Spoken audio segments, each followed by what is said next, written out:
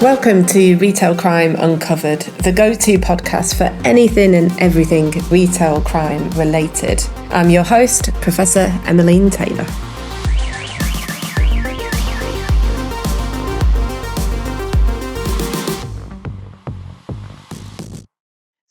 Most people will have heard me talking at some point or another about the stolen goods markets and how I feel that this is really an under-researched area. And when I was writing the latest report for the co-op Stealing with Impunity, I did some research to try and find out what police forces were doing to tackle the stolen goods market. And I came across Nottinghamshire Police and Operation Motivation. And this really grabbed me because it's a standout initiative on what the police can do to tackle the stolen goods market. So I'm really pleased to be joined today by Inspector Ollie Vale from Nottinghamshire Police. Welcome, Ollie. It's so good to see you. Thank you. Thank you for having me. Nice to see you too. It's a pleasure. So you're located in the Prevention Hub at Notts Police. Can you just tell us a little bit about what the Prevention Hub does? So we started the Prevention Hub last year. So I was the inspector on the Neighbourhood Policing Hub before that. And I worked closely with our force leads for prevention and the National Prevention Strategy. And we identified that actually there are really good pockets of work going on throughout the force, but they were all happening in isolation. So we actually had some duplication of work, and we had people who had the same ideas and trying to get stuff off the ground. But actually we realised that, same with economics, bargaining power, more people that want stuff, the better position you are to leverage it. So I put together a proposal to actually draw all of those elements in together and create a new department within the force. So we've got the prevention team, which is the team that I head up, and that is designing out crime officers, crime prevention officers, analytics, retail crime and business crime. And we've also got licensing in there as well. So force licensing for alcohol sale and regulated entertainment. And this is where I'm going to leave somebody out and somebody's going to be annoyed at me now. But we've got quite a lot of those key preventative areas in there. We've also got our integrated offender management team and our substance misuse team, which looks at the reoffending through substance misuse and prolific and other offending as well. So bringing all of that under one area, because as we all know, it's all interlinked. Wowzers. I mean, it just sounds huge. How many staff are working within the Prevention Hub? Approximately 150. So we went from 12 to 150 within a very short period of time. And the good thing is, it's not really caused any additional cost to the public because these are all established areas, and we've had a minimal uplift, but we have on the whole, it's been about actually coordinating the activity that goes along within the force and actually having it under one command. Wow, that's really interesting because, we think of the police as around enforcement. You get involved after an incident has occurred, but really moving, back through the spectrum, I guess, and focusing on prevention is really key. You mentioned that you do work in schools. Is any of that around sort of shoplifting, trying to, many young people might think about shop theft as a victimless crime, or, it's one of the first crimes that they sort of try their hand at to, push boundaries and see if they can get away with it. Is there any work taking place in education to talk to young people? Yeah, so we do include that within there. So theft and looking at the perception of victimless crimes and ASB, that's all included in there. One thing that I'm trying to include is the Shop Kind campaign. So working with my partners in the engagement team to actually look at how we deliver part of that as well. So really bringing focus to some of the national initiatives that are going on around that, and making sure that the people behind the uniform are seen as well and behind the corporation, because as we all know, it's for something that might seem trivial to one person, such as a youth going in and thinking it's funny to make somebody demean somebody or make people feel a certain way. That could be the 10th time that's happened to somebody that week, and going home and experiencing that and that repetitive trauma to somebody, it's not acceptable.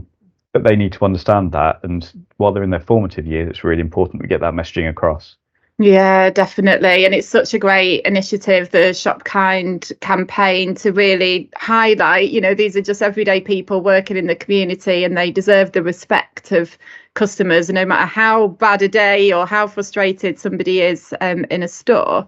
Now, just in terms of retail crime, what sort of things are you seeing in Nottinghamshire in relation to theft, or you mentioned antisocial behaviour? What are the typical sort of complaints coming from retail businesses in your jurisdiction? So we're very much seeing the same as national picture that we talk about. You know, we go to a lot of the same seminars and same meetings, and when we talk to the national SPOCs as well, it's very much the same kind of picture. We're seeing that uplift in we are seeing an uplift in offending. Our crime stats for last year show that we have a 45 to 50% uplift in offending. Well, working with our partners in retail and some of those strategic leads, looking at the offending figures that we have for there, we can see that we haven't had a 50% uplift in offending. We're running in line with probably the national average of about 10 to 12% of that uplift over the year on year. But what we are seeing is an increase in people actually reporting crime. And we know that it's a massively underreported area nationally. So actually, when we see those numbers going up when it comes to reporting, I have to explain to my bosses why that's a good thing. And the fact that there's trust and confidence in the fact that we will actually do something about it, and that intelligence picture that we're gathering and getting all those individuals, getting images that we can put through facial recognition, hopefully, and bits like that, that actually really go to deepen that intelligence picture for us. Yeah, I mean, you've just really hit the nail on the head there. I think with that sort of counterintuitive increase in crime being a good thing. Yeah. I was contacted by a journalist a week or so ago, and they cited the data coming from Nottinghamshire, and we're ready to tag it as like the worst police force in the country, in terms of this heightened level of shop theft. And I just said, whoa, hang on a minute. Perhaps they're revealing that the reporting is much better. We know that it's so chronically underreported, but I just think there's that presumption initially, isn't there, or a misunderstanding of police recorded crime, that it's not a true reflection of actual incidents. And so you're doing a great job in terms of driving confidence and a belief that something will be done, so there's a reason to report. Now, one of the operations that you've initiated in Nottinghamshire is Up Motivation. What sort of sits behind this? What was the reason for coming up with that particular operation?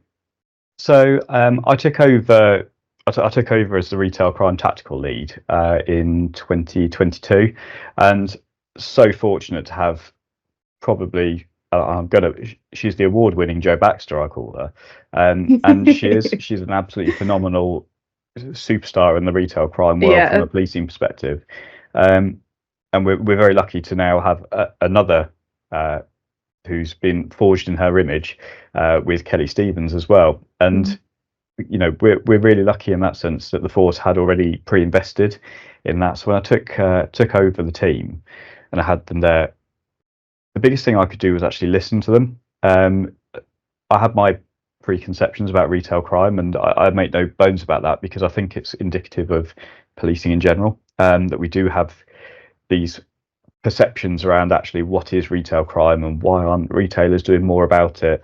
Well, you've only got to look at the likes of the Co-op and the amount of money they've spent in prevention to see that they are doing stuff about it, and there's just a change in perception that we've got to do. So what I took from Joe and going to national conferences and being and engaging with strategic retailer, the strategic leads in retail across the UK, is actually that yes, we're doing some fantastic work around prevention. Yes, we're doing some really good work around, and we're starting to do some better work around identifying offenders and dealing with them. But what we're not doing is closing down some of their markets, which has to go hand in hand, because being the force lead for problem orientated policing and EBP as well, evidence based policing, I would be remiss of me not to look at what the evidence bases are around that. So I looked at the Crave mnemonic, and that really gave me a bit of a thought process around actually what do we need to do to support retailers and what do they actually want. Now, on speaking to people, let's just go through the Craved model for people who aren't familiar with it. Yeah. So Craved is a acronym, isn't it, for the most stolen items? Yes. You might need to help me out here. So it's I've got them in front of me, concealable. so Oh, okay. just to remind Concealable, myself. removable, accessible. I'll let you finish off. Valuable, enjoyable, and disposable. Fantastic. So, and the key part of this for me was the disposable element. You know, we know that a lot of the stuff that's being stolen in retail sector is concealable, it's removable, it's readily available because of the nature of retail. It has to be available, otherwise you're not going to get a customer base come in, because nobody wants to go to a store that's got everything locked behind perspex and wait for somebody to come and open it.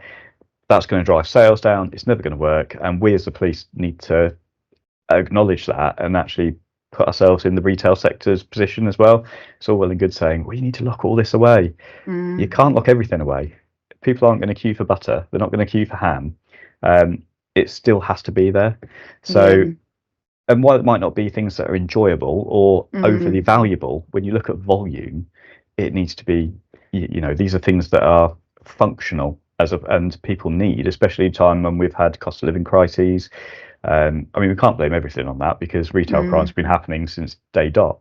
But the value of these things are what people what the market places on it, and understanding that things get sold on. Not everything gets stolen for people for sustenance, and we can support from a social aspect. Those who need sustenance and need support, we can support them. That's there. What we do have, though, is people who are selling on for money and selling on for gain, and that's where we really have to disrupt that market. Now, as I said, we're looking at evidence-based policing and problem-orientated policing being the lead for that. I started looking at the PAT triangle, the problem analysis triangle, looking at our victims, our suspects, and our locations, and actually looking at where we as the police are super controllers and where we can have the most effect. Now, one of those areas is licensed premises, and again, as the force lead for licensing, I've kind of fallen into these lead roles, and it's somewhat by design. We can actually influence that. We can influence people's conditions. We can influence how we support people and educate people within licensed premises. So is the focus on licensed premises because they were one of the key buyers of stolen goods? We had a bit of a mix, really. So our intelligence information suggested that not only were things being bought by smaller convenience stores for resale, but traditionally some public houses were used as marketplaces as well, whether that be knowingly or unknowingly. They were, and you know, I think we've all encountered somebody in our previous lives who's gone to the pub on a Friday night for a pint and came back with a new set of polo shirts or jeans, and we shan't ask questions about where they came from. I'd like to point out that a long time ago. But we've all encountered those people who have spoken about, oh, I went to the pub and I bought this off a mate. Well, actually, we need to crack down on that and show and empower these licensed premises as well to turn around and go, no, that's not acceptable, and understand the impact that it has on their local community, because the retail sector and the hospitality sector are quite well linked. I mean, they're occupying the same physical spaces. Their offenders are going to be a lot of the same people. The people who are going to show violence and going to show ASB and who are going to just gob off at them and cause them issue are going to be some of the same people, and these are people who have issues regulating behaviours due to substance misuse, or just be doing just heavily intoxicated. So I'm educating them on how and why this is an area that needs to be tackled and the impact it can have on their local community, because you know. So is that a key part of motivation then? How does that work? How do you go about educating licensed premises and other businesses? Because I imagine, you know, it must run into the thousands of premises. How have you gone about that education? So we've gone about the education. So we've got licensing enforcement officers that work within Notts Police, and we work with our partners as well within the local authority. We got several thousand posters made up as well, and educational leaflets for to go in the back office. So we looked at the fact that it's not just about the customers in there, it's about the staff feeling empowered and understanding what they can do to challenge as well, and their obligations under the Licensing Act. So if they have a licensing condition where they must provide CCTV, it's about knowing the fact that actually they must provide that CCTV and make us aware of it. And we want to educate them, but we also want them to, like I say, we want them to feel empowered to do it and know that actually we're going to take it seriously.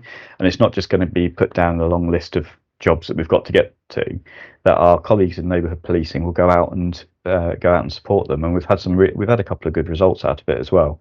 But the relationship with the licensing officers has been key with this, and going in there with an educational and supportive approach, but with an understanding that there is an enforcement element to it as well, and that we can take action if required.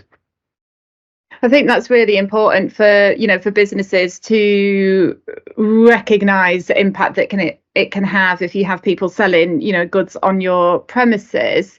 Some of the evidence suggests that it's businesses themselves that are purchasing stolen goods, whether that's the convenience store, buying meats, cheeses, alcohol that they then sell on themselves rather than just have, people trying to sell it on their premises. Have you come up against that much in Nottinghamshire? And if so, how do you go about tackling that particular scenario? So we're definitely starting to build our intelligence picture around that. And a lot of that is to do with so if I look at tiering our offenders, so you've got your local prolific offenders. A lot of the time that will be due to a substance misuse issue, a social deprivation issue, a lot of it. And then I also have a theory that there's a lot of undiagnosed neurodiversity that takes place within our offenders, and hence the reason they're so good at pattern recognition and other elements. And utilising substance misuse is not uncommon with people with undiagnosed neurodiversity, to try and dull some of that that constant. That's really interesting. It's definitely a growing area of criminology to better understand that neurodivergence and the link with substance misuse as well. That seems to be a pattern that's certainly emerging. That's really interesting. So, and I think that leads into our then very much local prolific offending. You then got your kind of like your regional travelling, who are travelling maybe around Nottinghamshire, maybe dipping a bit into Derbyshire, that kind of element. They're slightly more organised, but not necessarily being controlled, not necessarily so vulnerable that you've got somebody pulling the strings and forcing them to go out and do work. But that's usually for financial gain as well. It's that element that we're kind of really starting to build that intelligence picture, because you see them taking vast quantities of alcohol, detergents, household supplies, but branded ones. Not you're not picking your supermarket's own one. These are branded things that it's can quite then be telling, sold on isn't as well. it? Yeah, whether it's for resale, if it's the local branded, or if it's, as you say, the sort of household names. Yeah. And we've been very lucky. We've had a priority crime team who have been phenomenal and have really, really, really launched into the retail crime arena and started targeting these individuals. They've had some fantastic results for cross-border, and one of them they have, very much aware now of learning that we've come from it, that links into what motivation for the future around proper phone analysis of the offenders that we've got coming in, because what we've been able to identify is linkages between convenience stores and these individuals. So convenience stores that realistically there's no intelligence picture to suggest that they should be in contact with these individuals, and what it is or we're quite confident to say what it is that these convenience stores or smaller independents are actually giving them a shopping list. We need this and we want to sell this. And you're determining that, through sort of mobile text messages? Yes. Well, okay. So you can't identify the content of it, but you can link that offender's mobile has been contacted by a particular business premises. That's right. Yeah. But we're working on ways to try and really narrow that down and get into that messaging to really identify the fact that there is a causal link between the shopping list being sent out and that theft. And that's where we want to start really bringing in conspiracies in order to go around that and looking at those good solid sentencing guidelines that we want to bring in around that, and even looking at where we can link in assaults and things like that to it. So wow, that's really powerful. And is there anything in terms of like property marketing that's being used to sort of link the stolen goods to particular premises? So we're starting to look into how that would be feasible, because we've got to be confident that what we do implement is going to follow that pipeline, essentially. So that's something we've started looking into around it as well. Wow, fantastic. So you've got the educational piece in Op Motivation, you've got that intelligence gathering. Are there other elements to Op Motivation that you're looking at? It's predominantly now the enforcement side. So we've gone through that the three-pronged approach with it, the empowerment and engagement, intelligence, and now we're looking at enforcement. So the enforcement side, as I said, the police are super controllers when it comes to licensed premises. It gives us that real opportunity to get in there and deal with it. And the main way that we're doing that is actually by saying, look, if you know that it's going on in your premises, so whether that be somebody's coming in, I've stolen this, right, who wants to buy it? If you allow that to take place and we identify that, you'll get a formal warning. We have to follow a process and it's under the guidelines, and that's the way we have to do it. However, if your premises purchases for resale, we will just take you straight to a review, because handling stolen goods is under the guidelines for licensing, and we will look at prosecution and we will take you straight to a review on that. It's a do not pass go situation, and we've worked with our local authority colleagues to get that greenlit from them, because they're the ones that have to lead on that prosecution. We provide the evidence and support it, but things like the local area licensing groups, they've all been in support of that, and very well received, and we've had a couple of good examples of where that has worked so far. Fantastic. Talk us through some of those examples then, or tell us about one of the big successes of Op Motivation so far. So we've had two main really good examples. One which was in one of an area in Notts, a town. We've had an offender go into a store, who shall remain nameless, stolen about £150 worth of toys, and has then been tracked by local authority CCTV with a swag bag over his shoulder, go straight into a licensed premises. And then has seen him come out of said licensed premises, no swag bag. So local policing team really on it.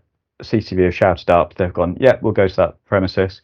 Have gone in and said, right, nobody has left this premises. We know because there's CCTV. There's only one way in or out. You've got a condition for CCTV to be provided in the event of any offence that's taken place within here. We believe there's an offence. One of you has these stolen goods. Who is it? It turned out to be the barmaid. She had purchased some £150 worth of goods for 30 quid. So the goods were recovered. She's a previous good character.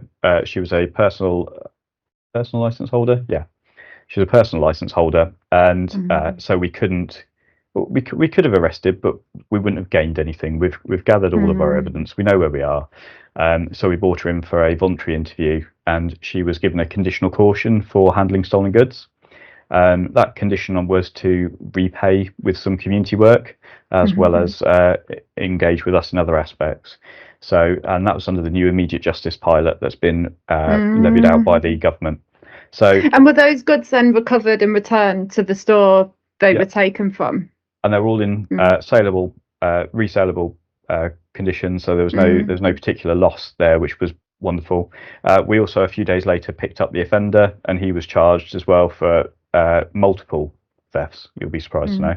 Another one we've had is from another licensed premises, where we've had a restaurant who has been stealing from a high-end retailer for basically to prepare food.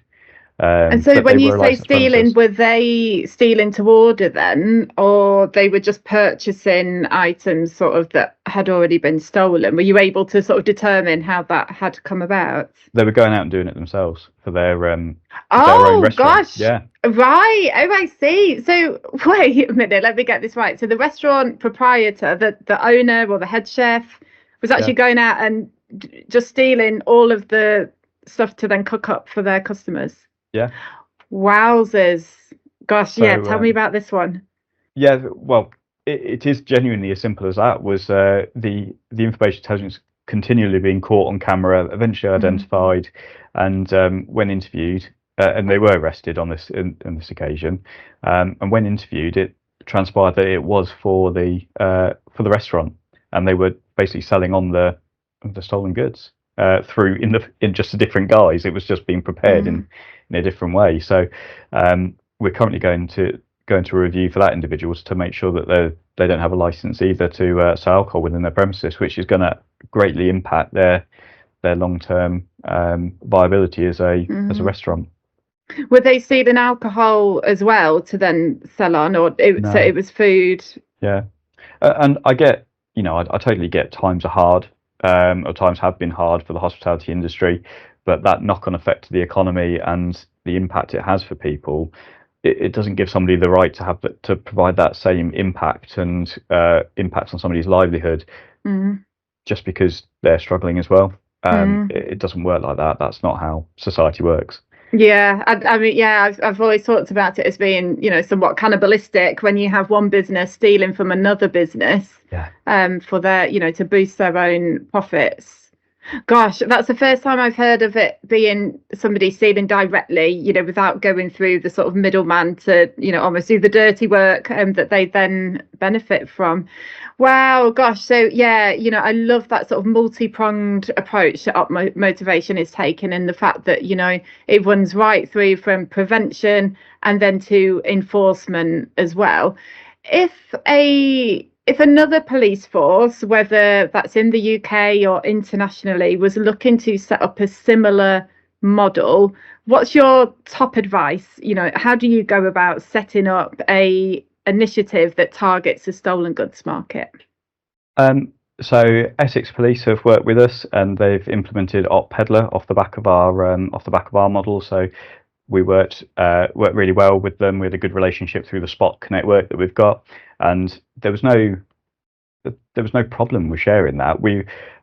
Innovation is great, but innovation only really works if it's shared and everyone can benefit from it. There's no point not doing a really good job and, you know, assuming that we are, um, and then not having that replicated elsewhere. So it's about really sharing these ideas and implementing it in the way that your community works. So what works in Notts might not 100% work for a model in Northumbria or somewhere along those lines, but there'll be elements of it. My recommendation is to take the bits that work and implement them well, instead of just trying to take a blanket approach for an organisation and assume it's going to work blindly for there. Mm. But the thing is, the engagement is key. Actually getting people out there, explaining the why around what we're trying to do, and understanding how the ripples in the community that go off from these events can be huge, because it might be somebody that lives and works or lives or is in a relationship with somebody in that public house that's actually been assaulted to get some cheese, and that's then being sold in that premises. So trying to identify those links and how that works is a massive thing. And actually, if we say we're going to enforce. Definitely. That's so key, isn't it? I just think that's quite often the missing piece, that, you can have the warnings, you can, have the threats that something might happen, but unless you do eventually enforce, it's just, it's just empty words. Yeah, and I liken it very much to how I deal with my toddler. If I say I'm going to do something, carry through and do it.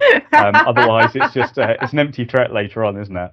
So, Do you might have some advice for me, because at the moment my toddler, so he's 3, what works really well is that I say I'm going to count to 3, and I go 1, 2, and as I get to the point of 3, he does whatever it is, or he stops whatever it is that he's supposed to do. And I actually haven't thought what the consequence is yet. And I feel like my days are numbered to when he actually waits, and I'll get to 3 and I'll be like, oh, I actually haven't got any backup for this. What's your backup? What do you do for your toddler?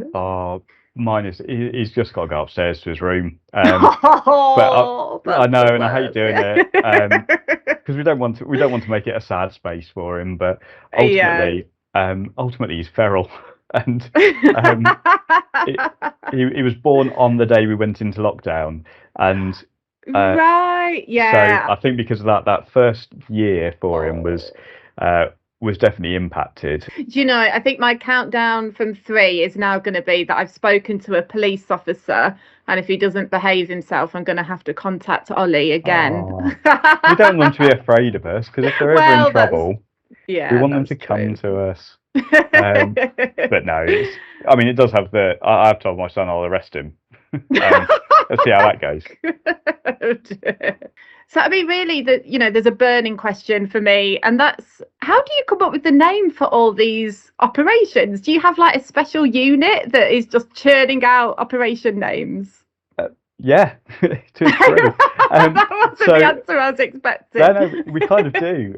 So our intelligence team, who actually are right below me at the moment in our building, they've got basically a great big list of names that haven't been used before, and some of them are just, you couldn't get people to pronounce them. I had to give some clear direction. I want something that's simple, because it's going to go out to partners as well, and I want it to be memorable.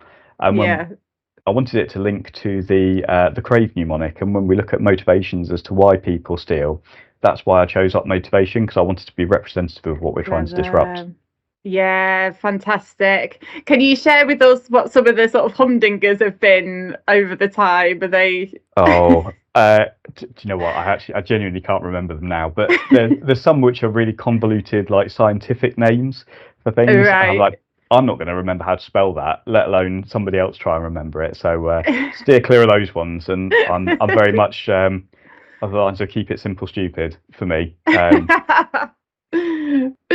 Oh, well, Inspector Vale, it's been an absolute pleasure, and thank you so much. I think this will get a huge amount of attention, because I think you're really forging the way where, police have really struggled previously to, create visibility on such an opaque part of, of theft. Thank you so much for your time today. It's been great. No, thank you for having me. And the thing is, the only thing I'd just like to end on is that while we might have come up with some innovation, it's about the people in our organisations who actually deliver it, because I sit here and I can very nicely put words on the page and give people the idea of why they should be doing it, but it's down to people like Joe Baxter and Kelly Stevens and the local policing teams to actually deliver it.